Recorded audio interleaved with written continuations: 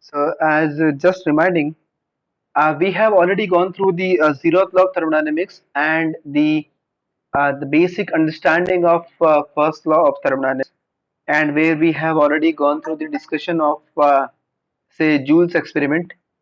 Okay, and now we should discuss about the first law of thermodynamics. Okay, so a little of the things I will discuss, and then we move to the next slide. So the statement which is very important to the discussion during a cycle, uh, first thing we are talking about a cyclic process. Okay, it may be a cyclic process, and it may not be a cyclic process.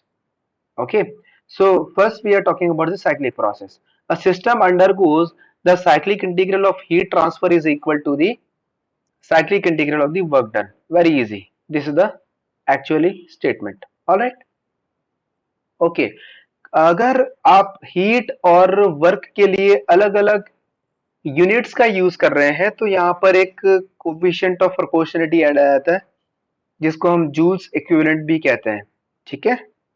So there is nothing change. Now we talk about the uh, very important and required and the practically most used thing. So because we have already gone through for the cyclic process, but for a non-cyclic process, for a closed system which is non-cyclic, we will use this formula. Okay, and probably we were discussing this was the last topic of our discussion. Okay, so we have gone through the different things.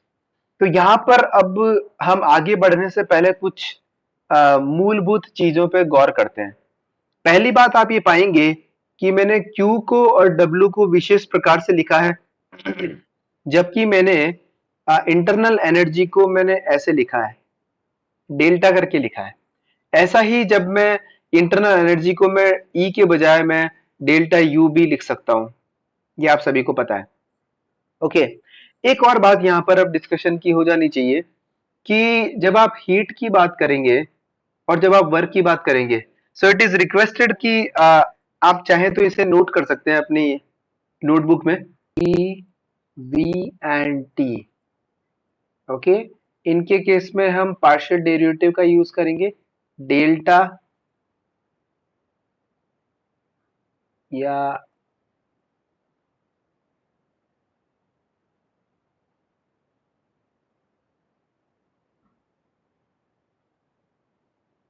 D not लिखते हैं. यहाँ पर हम सिर्फ D लिखते हैं. ये वाले जो हैं ये पार्शियल डेरिवेटिव है.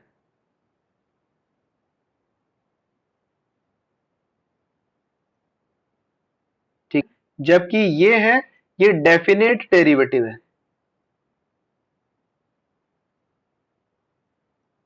ठीक है. दूसरी बात जो है यहाँ पर डिस्कशन की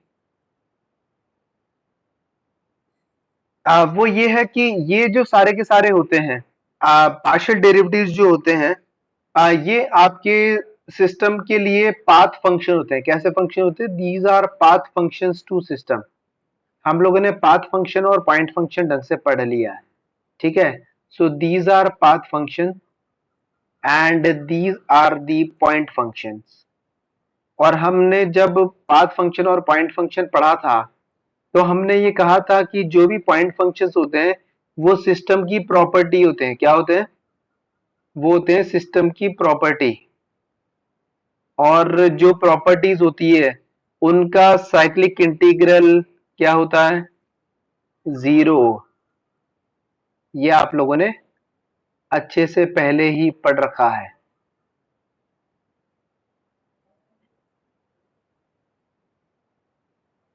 ठीक है.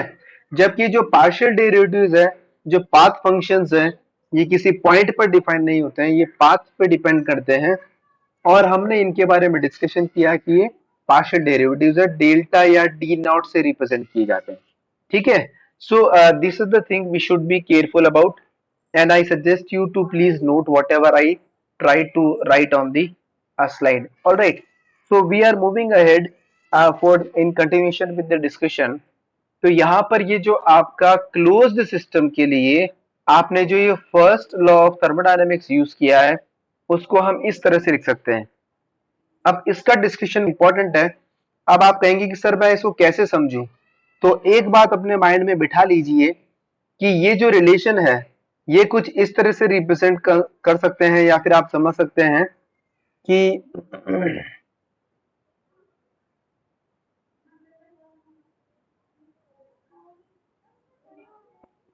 okay, so this relation may be rewritten in form of, say, input is equal to output.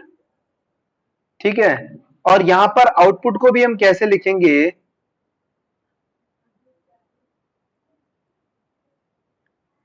Output को भी हम यहां पर कैसे लिखेंगे, output will be re return in as the required output plus the non required output.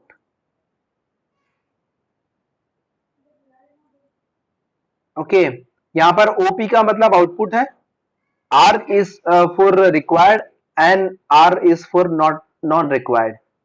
ठीक है, अब देखो हमारा रिक्वायर्ड आउटपुट क्या है, हमारा यहाँ पर रिक्वायर्ड आउटपुट है डब्ल्यू, और जो हमारा ये डेल्टा ई है या डेल्टा डब्ल्यू डेल्टा यू है, ये हमारा नॉन रिक्वायर्ड आउटपुट है। ठीक है, सो we may re return these two as like this. Okay, अब इसको थोड़ा सा और हम क्लियरली समझने की कोशिश करते हैं कि जब जब भी आप सिस्टम की बात करेंगे और आप ये डिस्कशन की बात करेंगे कि हमें इनपुट इक्वल टू आउटपुट में कन्वर्ट करना है, तो हमारा मेन पर्पस क्या है, हमारा मेन पर्पस है डब्ल्यू को गेट करना। हम वर्क डन चाहते हैं सिस्टम से, ये हमारा फोरमोस्ट रिक्वायरमेंट है। और किसके बेस पे चाहते हैं, हम चाहते हैं हीट सिस्टम को दे और हमें सिस्टम से डब्ल्यू मिले। ठीक है, जब हम सिस्टम को हीट देंगे, क्यों देंगे, तो ये हीट कहां से आएगी, मैंने कहा कि दुनिया में हमारे पास फॉसिल फ्यूल्स बहुत अवेलेबल है, और अभी के टाइम थोड़ा नो डाउट कंपेरेटिवली कम हो गया, और we are actually scaring about the future की फ्यूचर में क्या होगा। बट इनिशियली जब ये डिस्कशंस थे, जब ये इंप्रूवमेंट्स हो रहे थे, तब ये प्रॉब्लम इतनी नहीं थी। तो जब हमें पावर की रिक्वायरमेंट थी और हमारे पास हीट एनर्जी की अबंडेंस अवेलेबल थी, हम किसी भी लकड़ी पत्थर कचरे फ्यूल और किसी भी ईंधन को बर्न करके कैलोरीफिक वैल्यू के रेस्पेक्ट में हम हीट एनर्जी गेन कर सक रहे थे। तो हमें इनपुट हमारे पास available, that is heat energy, output must be the work. Okay, और जो नॉट रिक्वायर्ड आउटपुट है वो आपका चेंज इन इंटरनल एनर्जी है। ठीक है, अब थोड़ा सा आगे बढ़ते हैं और आपको थोड़ी सी कुछ चीजें समझने की कोशिश करते हैं। यहाँ पर कुछ प्रैक्टिकल एग्जांपल्स है जिनकी हेल्प से मैं आपको समझाने की कोशिश करूंगा।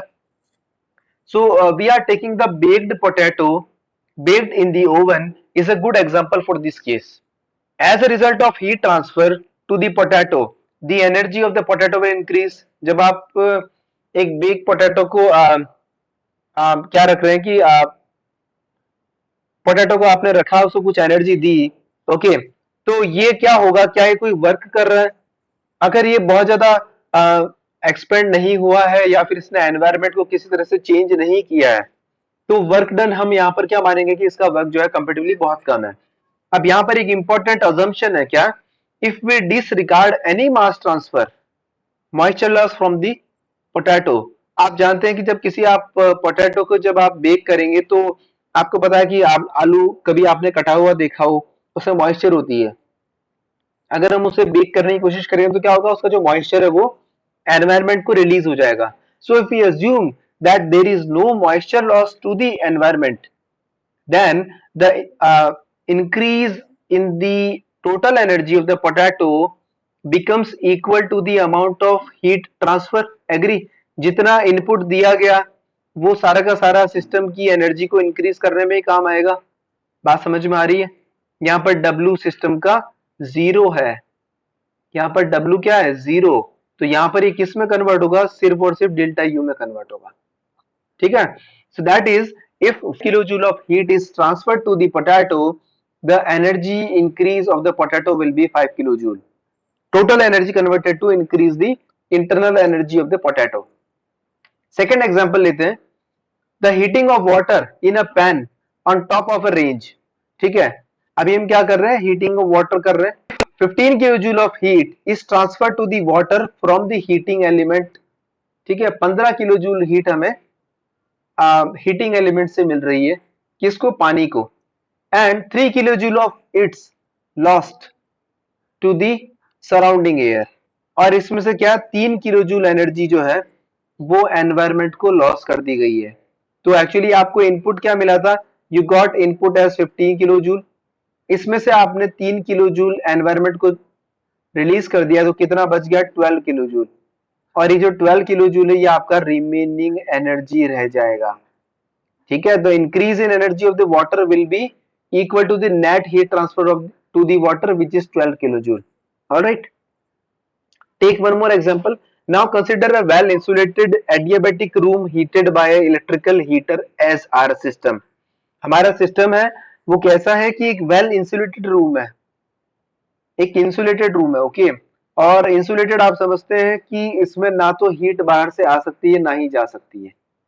ठीक है, ना तो ये अलाउड है और ना ही इसमें से अगर हीट जाए तो वो अलाउड है, दोनों ही अलाउ नहीं है। ठीक है, और ऐसे सिस्टम को हम क्या बोलते हैं, एडियाबैटिक सिस्टम बोलते हैं।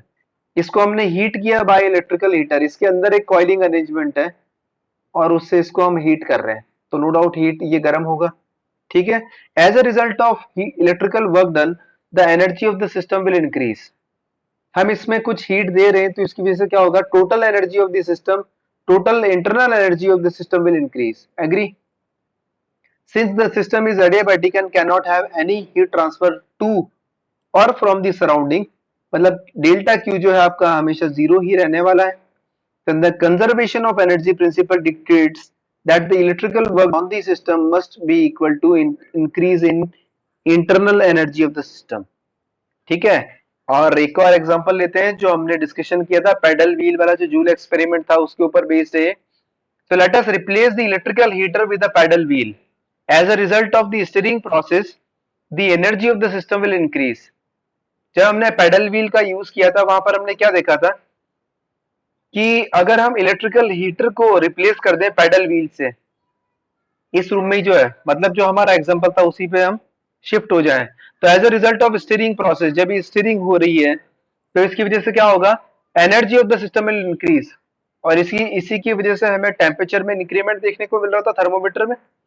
So again, since there is no heat interaction between the system and its surrounding, Q equal to 0, the shaft work done on the system must show up as an increase in the energy of the system. यही बात है, अगर आपका system अभी insulator है, insulated है और आप हीट रिलीज नहीं कर रहे हैं और किसी प्रकार से सिस्टम के ऊपर वर्क हो रहा है, तो डेफिनेटली वो जो एनर्जी है वो आ, आ, कहीं रिलीज नहीं हो पा रही है, तो वो आपके सिस्टम की इंटरनल एनर्जी को इंक्रीज करेगी। ठीक है, और अब सबसे सारी बातों की एक जो निचोड़ बात है, कंक्लूजन, कि जो फर्स्ट लॉ ऑफ थर्मोडायनेमिक्स है that is nothing but the conservation of energy principle. Okay, and according to that the increase in the energy of the system be equal to the boundary work done on the system. जो भी आप boundary work करेंगे system के ऊपर, अगर वो environment को release नहीं होता है तो डेफिनेटली वो सिस्टम की एनर्जी को, इंटरनल एनर्जी को इंक्रीज करेगा। Okay, so this is a topic about the specific heat and we have already gone through. So specific heat is nothing but the temperature increment by unit degree for a unit mass. CP और CV के बारे में हम discussion कर चुके हैं, so no change. So moving ahead, now will talk about the second law of thermodynamics. So first law के बारे में हमने बेसिक चीजें पढ़ ली और हमें एक जो बहुत ही इंपॉर्टेंट चीज वहां से समझ में आई है कि input is equal to output. ठीक है, और ये हमारा जो बेसिक फंडा है यहाँ से समझ में आया। लेकिन अभी हमने यहाँ पे इनपुट इक्वल टू आउटपुट में कैसी बात करी है, हमने यहाँ पे बात करी है कि एक form of energy, so one form of energy converts to other forms of energy. ठीक है, other forms of energy, okay. और इसके साथ में हमें कुछ वर्क भी मिलता है, तो हमारा प्राइम मोटिव क्या है, ये गेन करना। हमारा प्राइम मोटिव है कि ये जो इनपुट है ये आपका सारा का सारा इसमें कन्वर्ट हो जाए, लेकिन आपको ये हमेशा नहीं मिलता है। तो आपने कहा कि जो यहाँ पर हीट एनर्जी है इससे आपको वर्क मिल रहा है, कोई दिक्कत नहीं, बचा हुआ जो भी है आपका इंटरनल एनर्जी में इंक्रीमेंट के काम आ रहा है। ये आपने पढ़ा, ठीक है। अब जो मुद्दे की बात है उसको हम थोड़ा सा समझते हैं कि यहाँ पर एक चीज को आप समझ लीजिए। मैं यहाँ पर दो नई टर्म्स को इंट्रोड्यूस करने वाला हूं। पहला है क्वांटिटेटिव। क्या है? क्वांटिटेटिव। क्वांटिटेटिव का मतलब क्या है कि हम क्वांटिटी की बात कर रहे हैं। हम क्वांटिटी की जब हम बात करते हैं तो ये आपको पता है कि क्वांटिटी का मतलब क्या है। मैं अमाउंट की बात कर रहा हूं। अज्यूम करते हैं कि मैं 100 kilo joule of heat energy को मैंने इनपुट लिया था। सो दिस इज माय अजम्पशन। अगर मुझे आउटपुट में, नो डाउट, जैसा कि मैंने कहा कि total heat will definitely not convert to the work. This is for sure. Total जो आपकी हीट है ये वर्क में कन्वर्ट नहीं होगी। तो क्या होगा? तो हमें ये देखना है कि जो 100 किलो जूल ऑफ एनर्जी है लेफ्ट हैंड साइड में, क्या वही राइट हैंड साइड में भी मेंटेन रहती है? तो हाँ। अज्यूम करते हैं कि आपके सिस्टम की एफिशिएंसी है 40%। तो आपका 40 किलो जूल तो जो है वो वर्क में कन्वर्ट हो जाएगा, और बचा हुआ जो है आपका वो 60 किलो जूल इंटरनल एनर्जी में इंक्रीमेंट करने के काम में आएगा। बात समझ में आ रही है? So this will tell you that the efficiency of your system is 40%. Okay, so probably you got the funda now. So this is the discussion about the quantitative energy. दूसरी बात हम जो यहाँ पर करी थी कि this law is nothing but the conservation of energy principle. जो आपका एलएचएस में 100 किलो जूल एनर्जी है, आरएचएस में भी ये 100 किलो जूल एनर्जी को रिप्रेजेंट कर रहा है, क्योंकि 60 प्लस 40 इज इक्वल टू 100। तो आपकी दोनों बातें क्लियर हो गई, I hope. So now we need to introduce one another term, and that is qualitative. Qualitative. तो मैं क्वालिटी की बात आपको पहले बता चुका हूं कि $1 की जो क्वालिटी है या फिर जो वैल्यू है वो डेफिनेटली काफी ज्यादा है अगर मैं ₹1 के कंपेयर में करूं तो। ये आपको सभी को पता है। तो ये क्वालिटी को रिप्रेजेंट कर रहा है कि जो डॉलर है उसकी क्वालिटी कुछ ज्यादा है, अच्छी है, और रुपीस की क्वालिटी कुछ कंपेरेटिवली अभी कमजोर है। हो सकता है आने वाले समय में आप लोग कुछ ऐसा करें कि इंडिया जो है उसका ₹1 भी कई मल्टीपल डॉलर्स के इक्वल हो। ठीक है। तो ये यहाँ पर क्वालिटी और क्वांटिटी आई होप आपको समझ में आ गया है। अब हम मुद्दे पे आगे बढ़ते हैं और यहाँ पर देखते हैं कि फर्स्ट लॉ क्यों हमारा लास्ट लॉ ऑफ थर्मोडायनेमिक्स नहीं बना। तो कहीं ना कहीं क्या उसमें कोई कमी थी, या फिर कोई और भी फंडामेंटल टॉपिक्स थे जिनको कवर करना बाकी रह गया था? तो पहली बात, फर्स्ट लॉ जो है हमें कुछ कमियां बताता है, उसके आगे आगे हम डिस्कशन करने वाले हैं। So the use of second law of thermodynamics is not limited to identifying the direction of processes. However, the second law also asserts that energy has quality as well as quantity. Energy में quantity भी होती है और quality भी होती है। First law is concern with the quantity of energy, अभी भी हमने डिस्कस किया, and the transformation of energy from one form to another with no regard of its quality. वो क्वालिटी की बात नहीं करता है कभी भी फर्स्ट लॉ ऑफ थर्मोडायनेमिक्स। वो ये नहीं करता है कि आप वर्क से हीट में कन्वर्जन करेंगे तो क्वालिटी अच्छी होगी, जबकि हीट से वर्क में कन्वर्जन करेंगे तो क्वालिटी बेकार होगी। वो ये नहीं बोलता है। So the second law provides the necessary means the quality as well as the degree of degradation of energy during a process. तो जो सेकंड लॉ ऑफ थर्मोडायनेमिक्स है वो ये आपको बताएगा कि यहाँ पर क्वालिटी इंपॉर्टेंट है, और दूसरी बात एक नई है यहाँ पर, डिग्री ऑफ डिग्रेडेशन। अब डिग्री ऑफ डिग्रेडेशन का मतलब क्या है? इसका मतलब ये है, अज्यूम करते हैं आपने देखा कि कभी बारिश हो रही है पहाड़ के ऊपर, और आप ये देखते हैं कि जब बारिश पहाड़ के ऊपर हो रही है, पहाड़ की हमने हाइट जो है वो डेटम से एच मान ली है। तो डेटम के ऊपर हमारा एच की वैल्यू 0 है, तो यहाँ पर जो आपकी पोटेंशियल एनर्जी होगी वो क्या होगी? mgh, और mgh में एच 0 है तो ये 0 हो गई। जबकि यहाँ पर ये वैल्यू क्या होगी? mg और कैपिटल एच। ठीक है। तो अभी एनर्जी हाई है और पानी अपने आप से ऊपर की ओर गिरा बारिश के दौरान, और ऊपर से नीचे बह के यहाँ पर आ गया, नीचे आ गया, तो इसकी एनर्जी में क्या हुआ? डिक्रीमेंट हुआ। तो अपने आप से दुनिया में जो भी प्रोसेस होते हैं उनको हम क्या बोलते हैं? Spontaneous process.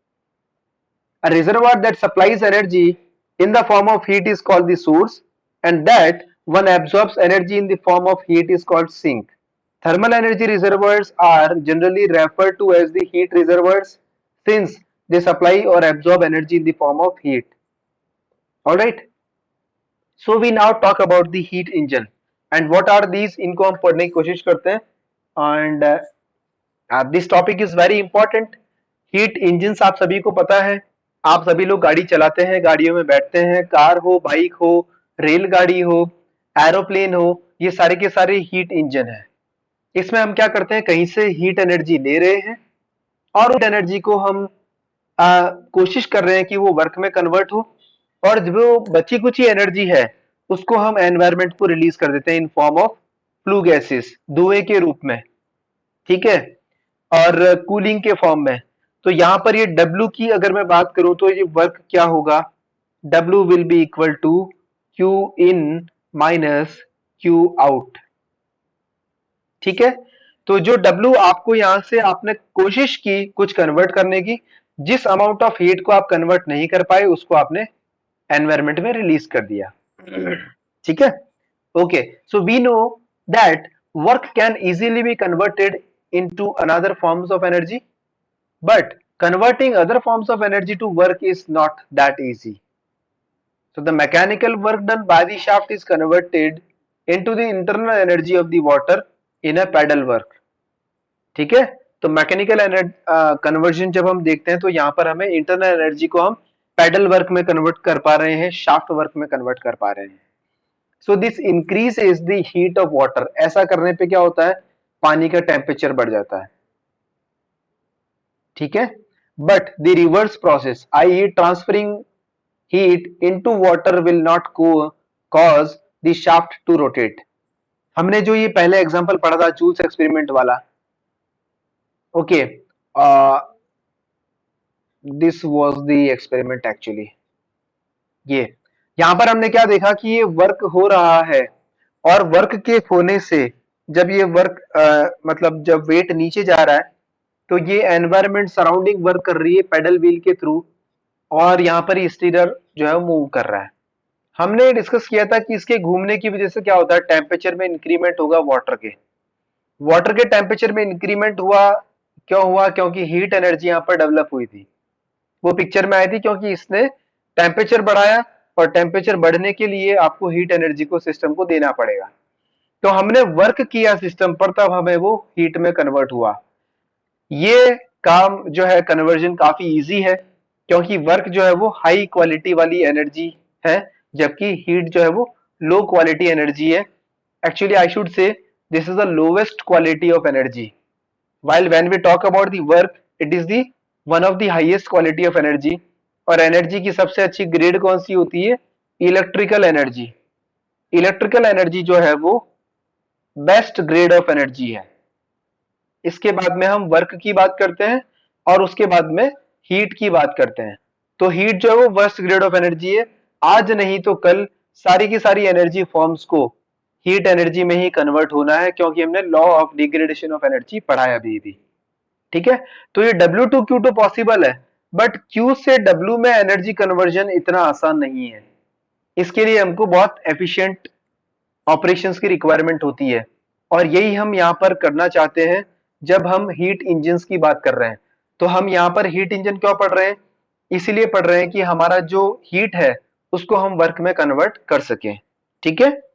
Okay, so thus it is clear that the work can be converted into heat directly and completely, but converting heat into work requires the use of some special devices। अब देखो यहाँ पर थोड़ा ध्यान से देखिए, मैंने जो लाइन लिखी है, वर्क का कंप्लीट कन्वर्जन हीट में पॉसिबल है, लेकिन अगर आप हीट को वर्क में कन्वर्ट करना चाहते हैं तो ये कंप्लीट कन्वर्जन पॉसिबल नहीं है, क्योंकि अभी भी आपने इस चीज को पढ़ा है, आपने ये जाना है कि Q इज इक्वल टू डेल्टा E प्लस W।